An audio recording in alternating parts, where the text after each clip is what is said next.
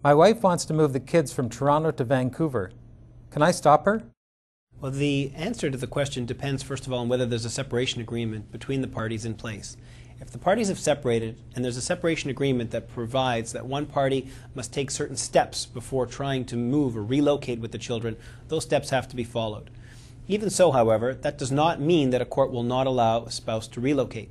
In order for a spouse to relocate or get permission from a court to relocate, the person who wants to relocate has to show the following things to the court. They have to show that the move would be a change to the child, a material change in the child's life, and that the change, the proposed move, would be in the child's best interest. Most of the time, courts find that a change, a significant change in location, is material, and so the focus is usually on whether the change is in the child's best interest or not.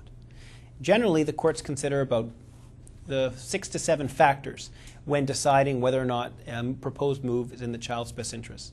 They first look at the relationship that the child has with the person who's got custody of the child.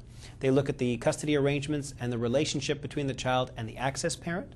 They try to ascertain the child's views as to whether or not the child wants to move away and whether those views are independently held or somehow perhaps manipulated by one party. They look at the disruption caused on the child that will ensue if the child is moved or not to be moved. And they basically put all these factors together and try to come up with a judgment as to whether or not it's in the child's best interest to move. 2 quick points on this. First of all, sometimes judges like to say that it doesn't really matter whether you have joint or sole custody. But let me tell you, when dealing with relocation issues, parties who have joint custody have much, much more success in stopping a proposed move than cases where it's just sole custody in favor of one parent.